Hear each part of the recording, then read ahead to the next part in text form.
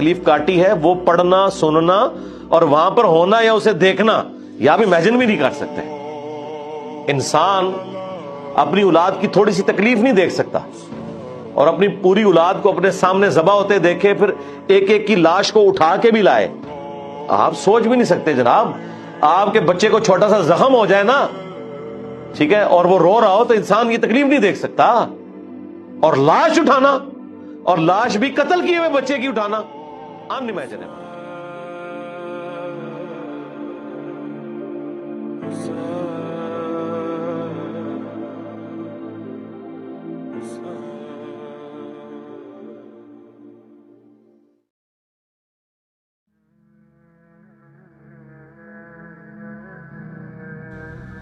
واقعہ کربلا اس سے ریلیٹڈ نہیں ہے کہ جی ان کے اوپر پانی بند ہو گیا، ان کے اوپر ظلم ہوا، کتنے بندے شہید ہوئے. یہ سیکنڈری چیز ہے. اصل چیز ہے کربلا ہوئی کیوں نبی علیہ السلام کی محنت کو 50 سال کے اندر اس لیول تک پہنچا دیا گیا کہ ہزاروں صحابہ زندہ ہیں اور نبی صلی اللہ علیہ وآلہ وسلم کی پوری اولاد ذبح کر دی جاتی ہے. ہم تو یہ کہہ نہیں رہے کہ کیسے ذبح کیا انہوں نے، آری چلائی تھی یا تلوار چلائی تھی. یہ تو واقعہ کربلا تو سب کو پتا ہے، ان کی شہادت بھی سب کو پتا ہے.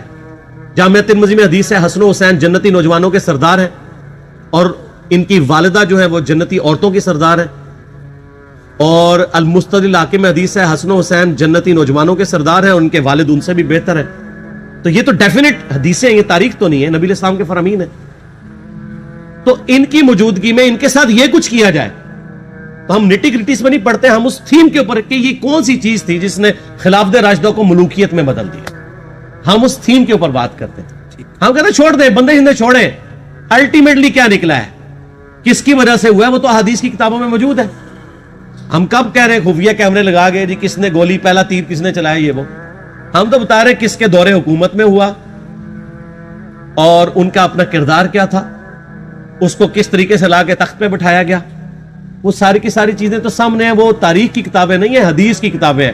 اگر آپ کہتے ہیں کہ بخاری مسلم سے ہم نے صرف رفع الیدین کی حدیثیں لینی ہیں یا ایمانیات کی حدیثیں لینی ہیں اور باقی جو بخاری اور مسلم میں آل امیہ کی بدماشیوں کو ننگا کیا گیا ہے وہ ہم نے نہیں لینی ہے، تو سر پھر آپ اپنے آپ کو کلیئر کٹ، پھر ہم آپ سے واقعہ کربلا نہیں ڈسکس کریں گے، حجیت حدیث میں بات کریں گے. آپ کو اپنے آپ کو منکرین حدیث کہنا پڑے گا. یہ آپ اسکروٹنگ کیسے کریں گے؟ اس سے بڑی بات مجھے یہ بتائیں کہ عظمت صحابہ بڑی چیز ہے یا عظمت محمد رسول اللہ صلی اللہ علیہ وآلہ وسلم؟ تو بریلوی یہی تو رو رہے ہیں. وہ کہہ رہے ہیں جی قرآن میں تھوڑی آیات ہیں. آپ پھر مڑ مڑ کے پڑھتے ہیں قل انما انا بشر مثلکم، اس میں تو نبی علیہ السلام کی تنقیص ہو رہی ہے. تو ہم ان کو کیا کہتے ہیں کہ تنقیص مقصد نہیں، نعوذ باللہ، نہ ہو رہی ہے. آپ افضل البشر ہیں لیکن آپ کی سپیشیز بشر ہے. یہ ہم اپنا عقیدہ سمجھتے ہیں، وہ اس کو تنقیص شمار کرتے ہیں. تو پھر اس وقت آپ بھی بریلویوں کی بات مان کے تو یہ آیات پڑھنا چھوڑ دیا کریں. آپ کہتے ہیں نہیں آیات ہے کیوں نہ بیان کریں، تو ہم بھی کہتے ہیں احادیث ہے کیوں نہ بیان کریں. کہ صحیح بخاری میں حدیث ہے 2812 عمار کو ایک باغی جماعت قتل کرے گی، وہ جماعت دوزخ کی طرف بلا رہی ہوگی اور عمار ان کو اللہ اور جنت کی طرف بلا رہا ہوگا. اب اس کے نرغے میں جو آتا ہے وہ آئے، میں اپنے نبی سے ٹکر لے لوں آپ لوگوں کے منہ کا خیال رکھتے ہوئے کہ میں نبی علیہ السلام کو کہوں کہ آپ نے کیوں ایسی بات کر دی کہ مولا علی کے مخالفین کو آپ نے دوزخ کی طرف بلانے والی جماعت کہہ دیا. تو لیں آپ ٹکر، جائیں سیدھا دوزخ میں. اور تھوڑی جرت کریں آپ یہ کہا کریں کہ اے اللہ، اپنے لیے کہا کریں کہ اللہ تعالیٰ آپ کا حشر یزید اور یزید کے آباء و اجداد کے ساتھ کرے اور اس کی اولاد کے ساتھ. ہم کہتے ہیں کہ اللہ تعالیٰ ہمارا حشر جو ہے وہ مولا حسن حسین، مولا علی علیہ السلام اجمعین اور اہل بیت کے ساتھ کرے، آمین. اور آپ میں تو اتنی جرت نہیں آپ یہ بات بھی کر سکیں کیونکہ ان کو پتہ ہے. تو نبی علیہ السلام کی احادیث کو بیان کرنے کو یہ سمجھتے ہیں کہ جی اس سے مصیبت کھڑی ہو جائے گی، تو اپنے آپ کو منکرین حدیث ڈکلیئر کریں. پھر حجیت حدیث کا مقدمہ ڈسکس ہوگا، پھر کربلا نہیں ڈسکس ہوگی. اور یہ ٹی وی پہ بھی آ کے مولوی بیٹھے ہوتے ہیں، سنیوں کے بھی شیعوں کے بھی، مڑ مڑ کے جی وہ یزید نے یہ کر دیا. وہ یزید نے کیا کیا ہے یار؟ وہ تو سسٹم کا نمائندہ بن کے آیا جو پیچھے سے خراب تھا. یزید کو لے کے بیٹھے ہیں، یزید یزید یزید یزید. بھائی پیچھے سے معاملہ خراب ہوا. اگر نہیں یقین آتا تو یہ بخاری مسلم کی میں نے آلموسٹ 200 سے زیادہ حدیث مین اسٹریم کی کتابوں سے اکثر بخاری مسلم سے جمع کیے، پڑھے. اور سر میں نے تو ان کو چیلنج دیا ہے یہ حدیثیں پڑھ کے نا اپنے ممبروں سے صرف ان حدیثوں کی تشریح اپنی پبلک کے سامنے کر دیں. نہیں کر سکتے تو پھر لعنت کے مستحق تو ہو رہے ہیں نا حق چھپا کے، اور قیامت دن کے منہ پہ لگام ڈالیے. اور پھر مڑ مڑ کے کہتے ہیں نہیں جی وہ کچھ چیزیں خاص ہوتی ہیں وہ عوام الناس کے سامنے نہیں کرنی چاہیے، وہ صحابہ کرام بھی بعض کا ایسی باتیں پبلکلی نہیں کرتے تھے. میں نے اس کے اوپر بڑا ایک میرا کلپ ہے یوٹیوب پہ، مولا علی سے متعلق 5 جھوٹ، تو میں نے کافی ساری چیزیں اس میں ڈسکس کی ہیں. لیکن میں یہ کہتا ہوں کہ اللہ کے بندو جو چیزیں نبی علیہ السلام نے منع کی ہیں بیان کرنے سے وہ تو ہم ڈسکس کر بھی نہیں رہے. میں نے آج تک آپ کو منافقین کے نام بتائے؟ آپ نے حذیفہ ابن یمان کو بتائے تھے نا آپ صلی اللہ علیہ وآلہ وسلم نے، صحیح بخاری میں آتا ہے. تو میں نے آپ کو بتایا، آپ رازدار رسول تھے، ختم ہوگی بات. میں نے کبھی ڈسکس کی ہے؟ اگرچہ میں نے صحیح مسلم کی حدیث 7035 نمبر ڈسکس کی ہے کہ نبی علیہ السلام نے فرمایا میرے صحابہ میں 12 منافق ہیں، وہ کبھی بھی جنت میں داخل نہیں ہوں گے یہاں تک کہ سوئی کی ناکے سے اونٹ نہ گزر جائے، اور ان میں سے 8 ایسے ہیں جس کی کمر پہ دوبیلا پھوڑا نکلے گا. میں نے آج تک آپ کو بتایا کہ کس کس کی کمر پہ دوبیلا پھوڑا نکلا اور اس کی موت اسی پھوڑے میں ہوئی ہے؟ بتایا؟ تو میں تو وہ چیزیں ڈسکس بھی نہیں کر رہا، میں وہ چیزیں ڈسکس کر رہا ہوں جو نبی علیہ السلام نے علامات النبوہ میں بتائی ہیں. یہ امام بخاری حدیث نبوت کی دلیل کے چیپٹر میں لے کے آئے ہیں، اور امام بہقی نے 3500 احادیث پر مشتمل ایک کتاب لکھی ہے دلائل النبوہ، کہ ہم نبی صلی اللہ علیہ وسلم کو نبی کیوں مانتے ہیں، اس کے اوپر. اور اس میں یہ ساری حدیثیں عمار بن یاسر کے قتل والی لے کے آئے ہیں بتانے کے لیے کہ دیکھیں ہمارے نبی علیہ السلام کی نبوت کی دلیل ہے کہ آپ نے اپنی وفات کے آلموسٹ 30 سال کے بعد ہونے والے واقعے کو پہلے ہی بتا دیا. یہ حدیثیں چھپانے والی نہیں، بیان کرنے والی ہیں، علامات النبوہ کی حدیثیں. آپ کہتے ہیں چھپائیں، اگر کوئی حدیث دنیا میں نہیں چھپائی جا سکتی نا تو علامات النبوہ والی حدیث ہے، کیونکہ وہ تو نبی صلی اللہ علیہ وآلہ وسلم کی نبوت کو جسٹیفائی کرتی ہے. ورنہ میرا ایک معصومانہ سوال ہے کہ نبی صلی اللہ علیہ وآلہ وسلم نے یہ باتیں کر کے ان کے زوم میں نعوذ باللہ امت کو مصیبت میں ڈال دیا. آپ نے خود ہی فرمایا کہ یہ ہوگا. کیوں فرمایا آپ نے؟ میں تو بیان کر کے مجرم ہوں، تو جس نے مجھے خبر دی ہے ان کے بارے میں آپ کا کیا خیال ہے؟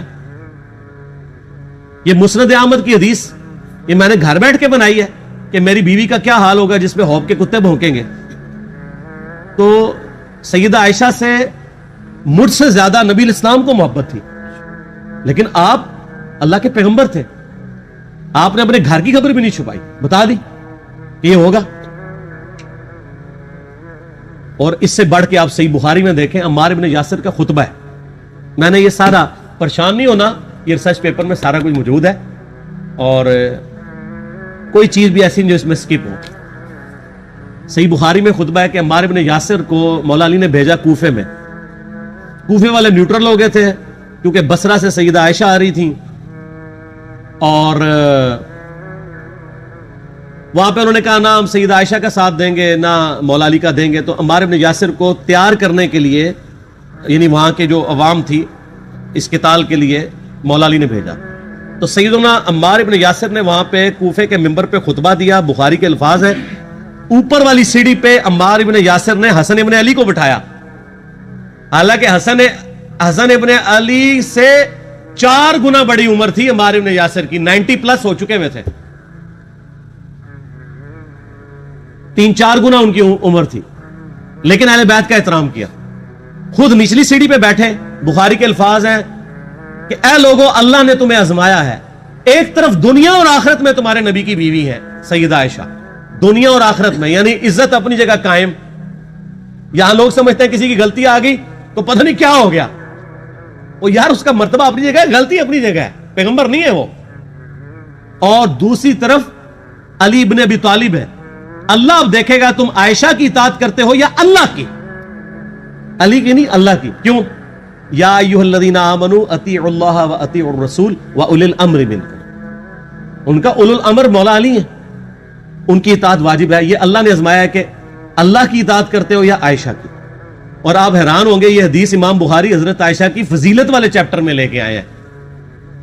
اگر امام بخاری مشورہ کر لیتے نا ناسبیوں سے تو انہوں نے کہا تھا سر آخری صحیح رکھو, پچھلے والا رہن دو, بلکہ پچھلے والا رکھو آخری والا رہن دو, کہ عائشہ دنیا اور آخرت میں. وہ حدیث گھڑنے کا میں آپ کو طریقہ بتاتا ہوں, کاٹ چھانٹ کرنے کا. وہ آدھی حدیثیں لکھتے ہیں نا, آدھی حدیث ایسے لکھتے ہیں امام بخاری کہ سیدہ عمار ابن یاسر نے خطبے کے دوران فرمایا کہ سیدہ عائشہ دنیا اور آخرت میں تمہارے نبی کی بیوی ہیں, بس.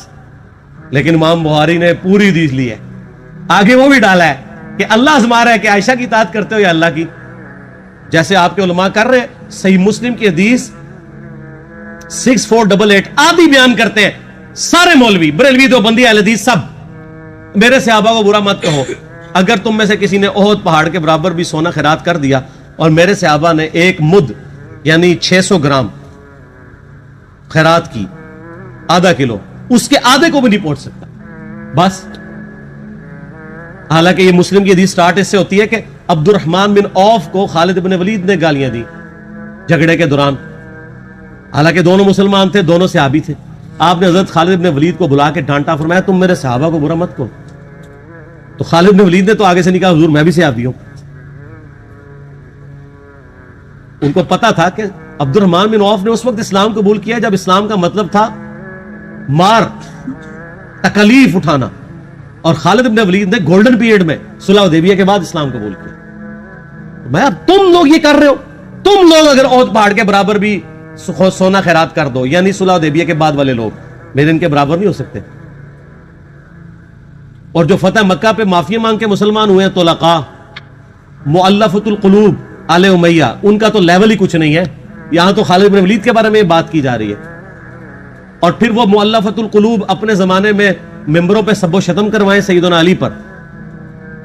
تو سب سے پہلے تو ان کو کہنا چاہیے جن کے بارے میں حدیث تھی کہ تم صحابہ کو گالی مت دینا. ہم نے تو خیر کبھی دی بھی نہیں ہے.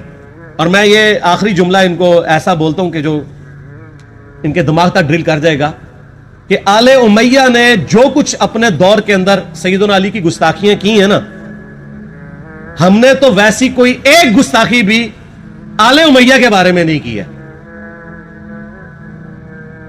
میں نے آج تک آل امیہ کے اوپر بائی نیم کسی کے اوپر لعنت کی ہے؟